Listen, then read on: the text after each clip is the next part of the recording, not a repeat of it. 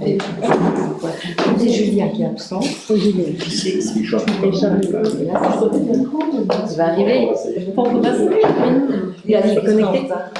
Voilà, bonsoir à chacune et à chacun. Il est 20h04. Il est temps de commencer notre conseil communal de ce jeudi 19 février 2026. J'excuse Monsieur Julien Filippucci qui ne savait pas venir aujourd'hui. Et nous allons sans tarder commencer l'ordre du jour. Alors, on commence par l'approbation des procès-verbaux des séances des conseils communaux des 15 et 29 janvier 2026. Donc, on doit en faire deux d'un coup, puisque nous avions convoqué un conseil extraordinaire. Est-ce que vous avez des remarques, des commentaires? Des demandes, des précisions? Non? Ok, merci. Alors, pour le point 2, je laisserai la parole au président de CPAS. C'est le budget 2025, la modification budgétaire numéro 1 des services ordinaires et extraordinaires du CPAS avec une intervention communale qui s'élève à 2 300 000. Monsieur le Président, je vous laisse expliquer. Merci Madame la Présidente. Intervention communale qui reste inchangée. Qui reste inchangée. Donc, je ne sais pas si c'est ainsi dans la délibération. Budgétaire qu'on a passé fin décembre, vous avez vu par rapport à l'avis de la commission financière, je pense qu'il est assez détaillé et assez justifié. C'est des subsides, des dépenses, des facturations pour des montants quand même relativement importants qui sont arrivés assez tardivement et donc qui sont répercutés et pour lesquels on doit faire quelques modifications. Il y a aussi un travail au niveau du social qui a été fait tous les ans. On a l'occasion, suite à des contrôles, de retravailler des déclarations qui ont été faites dans les années antérieures. Et donc là, cette année-ci, on a notamment été rechercher 77 000 € pour des déclarations qui étaient mal complétées depuis 2020. Donc là, je tiens encore à remercier le travail de la chef de l'équipe sociale, Alice Bleu, puisque c'est un travail qu'elle doit vérifier, mais qu'elle n'a pas produit, n'étant pas en place à l'époque. Pour le reste, c'est vraiment une modification de fonctionnement qui n'appelle pas effectivement de modification d'intervention communale. L'équilibre reste à l'équilibre. Donc voilà, je ne sais pas si vous avez des questions. On va avoir cette modification qui est assez normale et technique. Pas de souci. Je propose que l'on laisse bien détaillé, c'est bien. Monsieur Lambert s'installer. Tu les as comptés, Richard. Oui. Est-ce qu'il y a des questions? Oui. Merci, J'ai monsieur. une question. Au niveau de la modification budgétaire. À moins qu'elle ait déjà été posée. Monsieur le Président vient de terminer la présentation. C'est concernant le... Il est dit à un moment donné dans les commentaires qui sont très, je vais dire, très didactiques. Et je pense que c'est la première fois qu'on a des signes éclairants que ça. On suit parfaitement les fonctions de la modification budgétaire et les explications.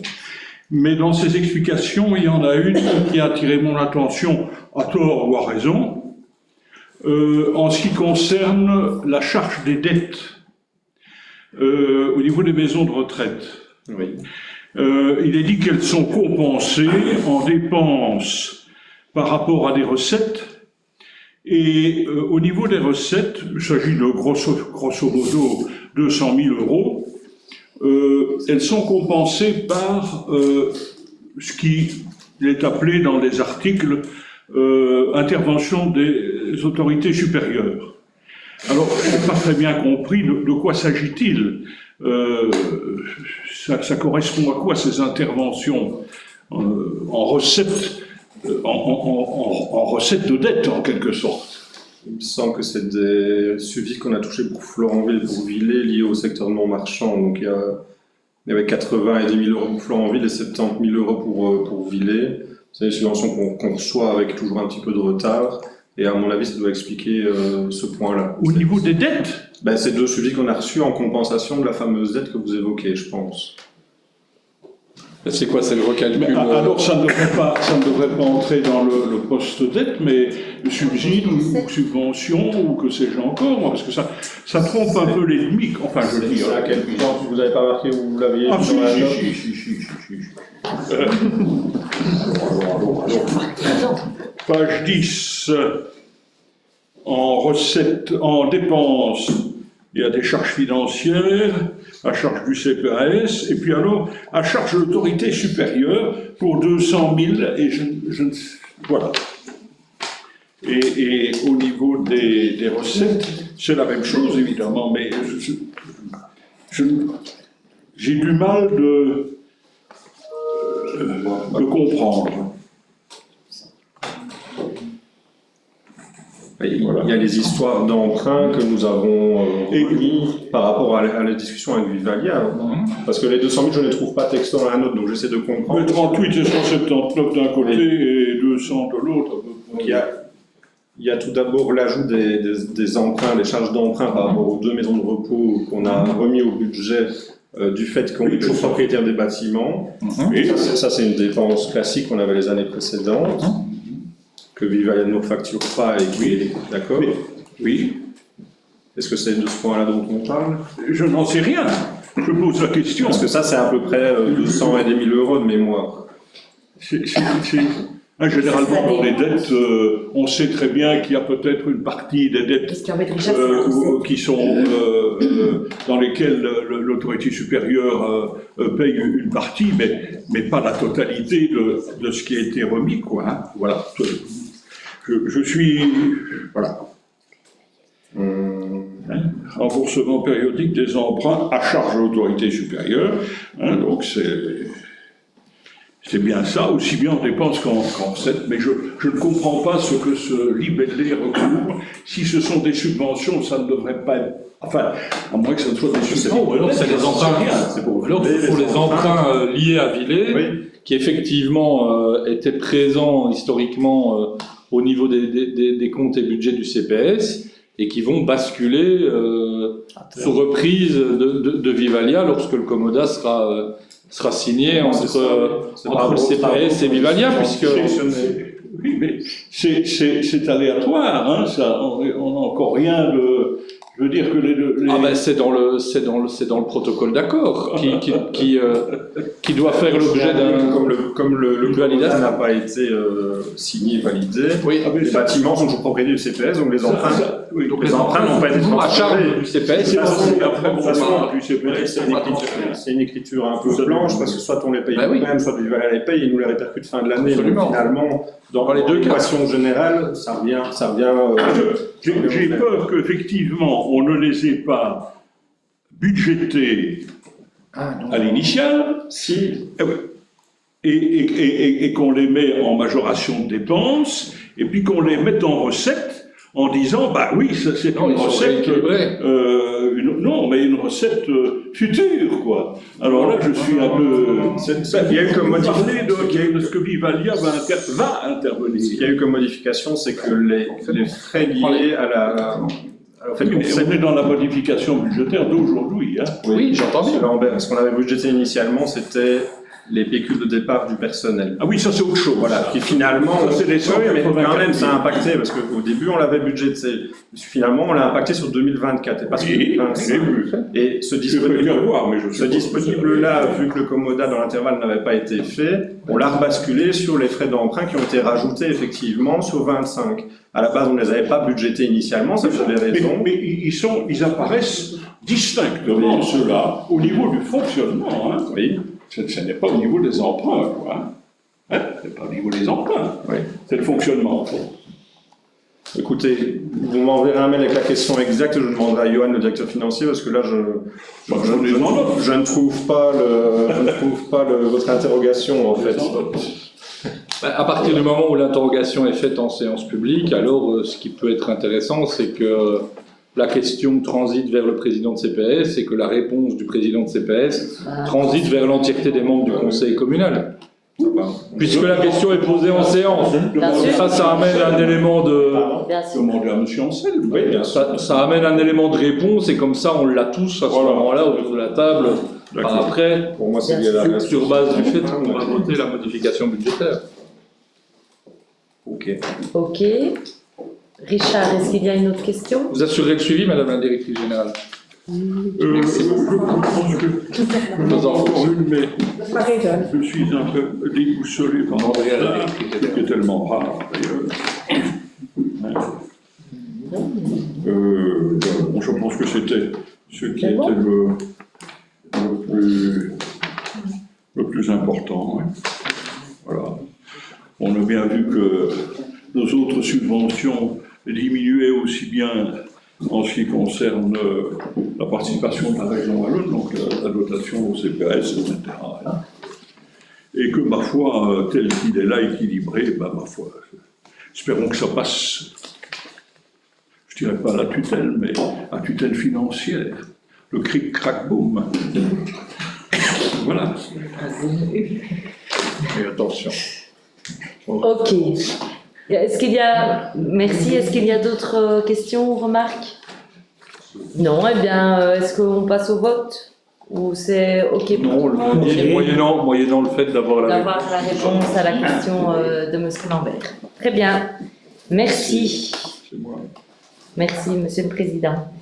Alors, le point 3, c'est le règlement communal relatif à l'établissement de camps de vacances. Donc, c'était un règlement qui avait été adopté en 2023, qui correspond à des communes voisines. Et il y a une modification, parce que dans la pratique, c'était un peu compliqué de demander tous les ans une agrégation nouvelle. Et donc, on propose de ne plus garder cette durée de validité limitée qui ne doit pas être renouvelée, mais il faut évidemment que toutes les conditions soient respectées à la lettre. On se réserve toujours le droit de casser le règlement si besoin. Ça va? Oui. C'est une question plutôt pratique ici. Merci. Alors, le point 4, c'est la délégation concernant les marchés publics. Donc ça, c'est une remise en ordre. Il y a une note de service qui suivra pour justement parler plutôt des fonctions et dans les services plutôt que de parler de personnes attitrées pour ces délégations. Et en fait, c'était vu les évolutions en interne et le directeur financier qui était avant marché public et puis qui est maintenant directeur financier. On a dû remettre à jour les procédures, quoi, parce qu'on n'était plus en ordre. Ça va? Ok. Oui, pas de problème sur le principe de le faire vers des fonctions ou des personnes. Maintenant, le cadre de suivi de délégation doit quand même déterminer quelles sont les personnes au sein des services qui auront utilisé la délégation. Oui. On est bien d'accord. Bien sûr, mais il va y avoir un ordre. Okay. Mais c'est induit, quoi. C'est induit. Parce que, oui, évidemment. Ah oui, tout à fait. En effet, en cas d'absence de l'un ou l'autre. Moyennant ça, pas de problème. Merci. Donc le point 5, je vais laisser la parole à l'échevin des travaux.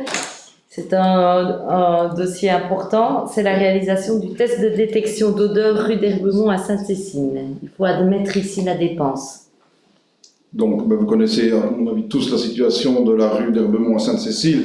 Donc, après de nombreuses réunions avec Ileluxo, avec la SPGE, on a réfléchi, la situation est quand même assez compliquée, et donc, on a décidé de faire réaliser un test de détection d'odeur par fumigène, dans 4 habitations qui sont impactées par ces odeurs, pour vraiment avoir un avis d'expert et trouver les meilleures solutions pour régler le problème. Donc, on a décidé de ne pas attendre, bien entendu, que le budget revienne. Donc, c'est pour ça qu'on a pris sous responsabilité du collège et que ça passe en conseil pour l'admission. Je suppose que vous êtes tous d'accord. Ou si vous avez des questions, n'hésitez pas. En espérant que ça trouvera une solution. Bien sûr, bien sûr. C'est pas science infuse, hein. Non, mais bon, il faut, à un moment donné, on se retrouve dans une situation où on n'a pas de réponse sur des cas. Je veux dire, même les experts qu'on a rencontrés ne trouvent pas de solution, ne voient pas la solution. Donc il faut bien, à mon avis, avancer. Et là, ici, on va peut-être fermer ou ouvrir des portes. Oui, voilà. On verra bien, on prendra les décisions après le rapport d'expertise. De toute façon, on se doit de tenter toutes les possibilités pour pouvoir générer des réponses maintenant, comme dit Philippe. Et trouver des solutions. Que ça n'est évidemment pas garanti, et donc voilà. Non, Sur la philosophie et sur la nécessité de prendre la décision au niveau du collège et de le passer ici anticipativement au budget, pas de problème. Ok, merci. Merci. Alors, le point suivant, c'est le point 7, c'est le programme POLEC. Ah, pardon, le point 6, excusez-moi. L'acquisition de matériaux pour la rénovation d'un des logements communaux à Sainte-Cécile, c'est aussi une admission de la dépense. Ben, c'est simplement comme le logement communal était libre, il fallait absolument faire de gros travaux de réaménagement pour pouvoir le remettre en location. Et donc, voilà, on avait besoin de matériaux. Donc, on a pris aussi la décision pour ne pas attendre, de pouvoir remettre en location le plus rapidement possible ce logement, de prendre la dépense au niveau du collège et de vous demander l'admission en conseil communal. Oui, C'est ok. on parlait de relouer rapidement. Pour quand? Alors là, je ne suis pas encore devin. Quand je dis qu'il y a des gros travaux, voilà, il faut faire le parquet, il faut changer la Gros cuisine. travaux de 3 mois ou gros travaux de 6 mois ou d'1 an Non, j'espère. La salle de bain à faire, ça va vite, c'est tout le reste. Il faut refaire en grande partie de l'entièreté et surtout la problématique du chauffage. Donc voilà, moi j'espère que dans 3 mois, Ah ouais. les travaux sont Voilà. finis. C'est pour ça que l'on avance déjà sur tout ce Hein? qu'on peut faire et que aussi on va faire les appels d'offres c'est concernant bien. tout ce qui est chauffage. Il était temps de le remettre en ordre. C'était nécessaire. Oui, oui. Vraiment, Oui, grandement. une nécessité. Oui. Donc il y aura un appel d'offres chauffage qui passera en collège. Vous avez un cadre budgétaire pour le passer en collège? C'est la remarque. Cadre que j'ai. budgétaire. Oui. Il faudra voir. Il faudra Oui. voir le retour.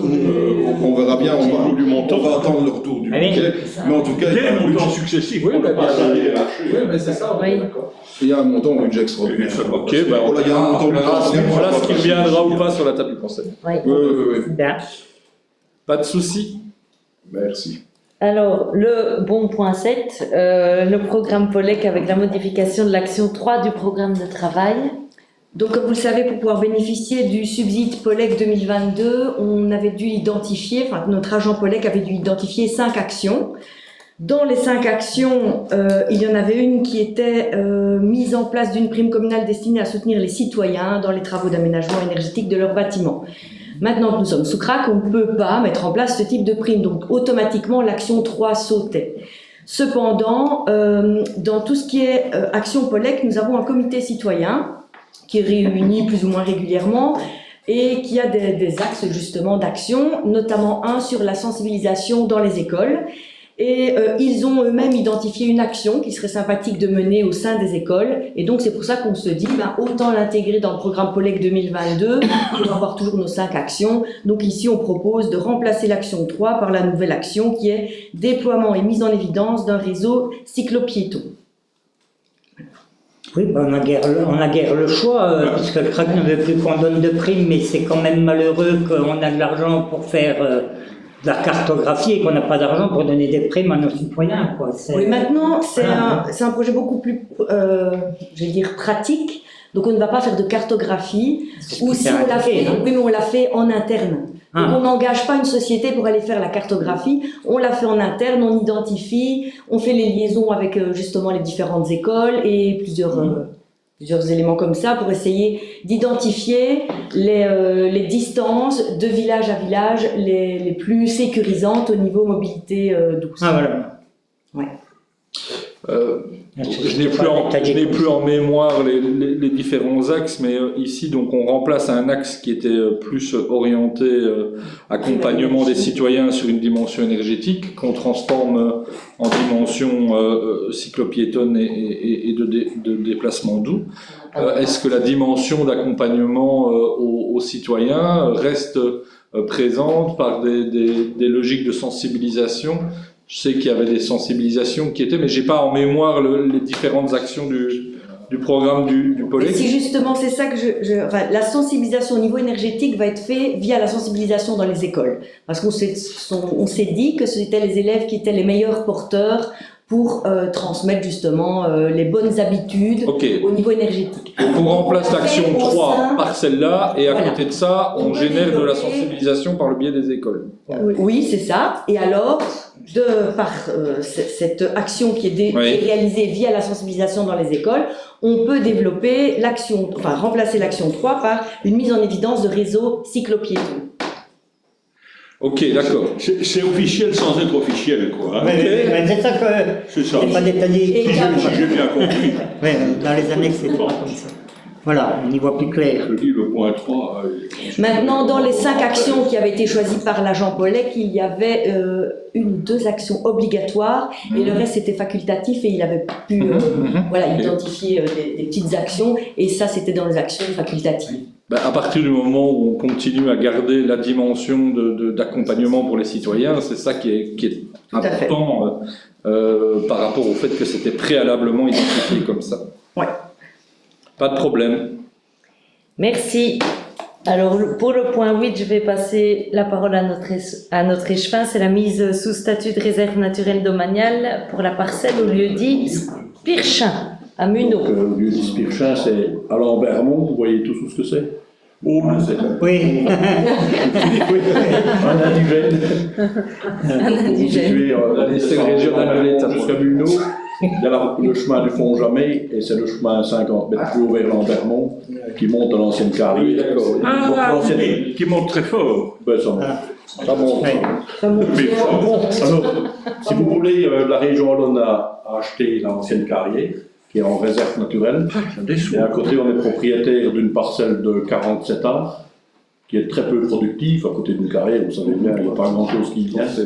Donc ce serait pour la basculer, l'intégrer dans la réserve domaniale, bien sûr. Et ce serait la région Wallonne qui gérerait. Pas de problème. C'est une bonne idée. On va remettre des piquettes. Oui, Oui, en oui. gros oui. Oui, c'est bien. Allez, ok. Toujours sympa, ça. Ok. Merci. Merci. Alors, merci à tous. Pour le point suivant, c'est un point de patrimoine et de préservation de notre magnifique patrimoine à Orval. C'est l'abbaye Notre-Dame d'Orval avec la préservation de l'aile du XVIe siècle. On intervient pour 1%, comme vous avez vu, ce qui représente 18 000 euros. 18 000 euros, oui, TVA comprise. Et donc les travaux sont lancés depuis quelques semaines et on va découvrir de nouveaux trésors. Oui, ben, c'est très bien. On suit la loi, mais c'est un peu de pauvres qui donnent aux riches. Ah. Et c'est la loi. Oui, bah, c'est la convention. c'est la convention. mais voilà, on a signé une convention. Mais n'oublions pas que l'abbaye d'Orval, Vous avez énormément, mais voilà. Ça me fait sourire quand on doit les aider, leur donner quelque chose. Bien évidemment. budgétairement, Ou en plus grande échelle que nous le faisons pour eux. voilà. Sans oublier toute la dimension indirecte que représente la présence de l'abbaye, notamment sur la dimension de dérogation commerciale Ça va dominicale. Allez, Pas de souci. Merci pour le patrimoine. Alors, le point 10, c'est le décret voirie avec la modification d'une voirie à Fontenoy. Donc ici, c'est juste acter les résultats de l'enquête publique. Ben, le dossier repassera au Le dossier conseil communal repassera pour en la fonction suite du suivi à au donner. conseil. Oui. Oui, de toute façon, voilà, pour voir, il y avait une route qui n'existe plus. Oui, Voilà, c'est ça. Voilà, donc il faut régulariser la situation. régulariser. Et là, pour l'instant, les carrières sont bloquées tant que le plan de secteur n'est pas adopté et il n'est pas adopté tant que cette régularisation n'est pas effectuée. Voilà. Il y a une Donc, ça sera suspension des attendu. délais pour le permis. Ok, à suivre. Ensuite de ça, à suivre. Alors, le point 11, c'est aussi la suite d'un dossier dont on a déjà discuté avec la vente d'une parcelle à la cuisine. Vous avez vu le montant, du coup, je ne sais pas si vous avez des remarques, des commentaires. La seule remarque que je pourrais faire, c'est que ça va peut-être ouvrir une porte à à d'autres demandes. On avait eu la discussion à l'époque. Alors on a eu là, voilà, c'est la seule remarque. Voilà. On peut voter. Vous êtes tous On maintenant peut bien passer d'accord au vote. avec ça? Voter,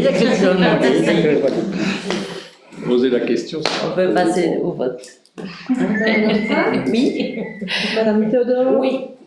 Monsieur Poulet. Non. Notamment Monsieur avec Lopez. le dossier précédent. Hein. Oui, Madame Lejeune. Oui. Attention. Monsieur Lambert. Philippe. oui, excusez-moi. Monsieur Blanchard. Ce sera un oui. Monsieur Poncin. Oui. Monsieur Richard. Oui. Monsieur Dupont. Oui. Madame Baudouin. Oui. Monsieur Fosti. Oui. Monsieur Simon. Oui. Madame Callot. Oui. Monsieur Sauté. Oui. Et Madame Maître Jean. Oui. On explique jamais un nom, mais je l'explique quand même. Ben, c'est parce que ça peut créer un précédent. C'est d'accord sur le prix, mais voilà. Bien qu'on sait personne, ça donne quand même accès à la SMOA en plein parc national de la SMOA. Là. Et puis on a des propriétés boisées à côté, c'est un peu bête d'aller vendre une route. Mais n'oublions quand même pas que nous aurons toujours accès. Voilà, j'avais dit qu'il faut quand même pas me redire maintenant, toujours bien accès. Il sera bien acté et l'interdiction de mettre une barrière à l'entrée de la route. C'est les deux conditions qui seront mises dans le. C'est important de l'acter au PV, Madame la directrice générale. Donc, pas de barrière et l'accès sur le type de passage. On aura quand Oh, même c'est accès à important de passant chez le voisin. Oui, j'aurais dû coller. On On reprécisera si vous êtes OK ces deux conditions. Je pense que ce n'est pas inutile. Oui. Oui, même dans la décision de conseil, du dernier conseil, sur le déclassement de la voirie. Oui, c'est l'état de Martelard. Ah oui, c'est l'état de Martelard. OK, merci. Alors, on demande l'urgence sur un point. On vous a envoyé un mail vendredi, je pense. C'est parce il y a une vente de bois. Donc une vente de bois de résineux, la vente de printemps le 6 mars, donc c'est assez vite. Donc une estimation de 147 000 €, il y a 4 lots. Donc la vente a lieu le mardi 6 mars à 10 h au centre sportif. Est-ce que vous avez des questions? Ok. C'est des résineux, c'est ce qui va se vendre le mieux pour le moment. Donc on marque notre accord sur l'urgence et sur le fond. Merci. Précisons-le. Merci beaucoup. Et donc je suis désigné comme président de la... Christian est président de la vente. Ah, c'est bien. Tout se passera bien.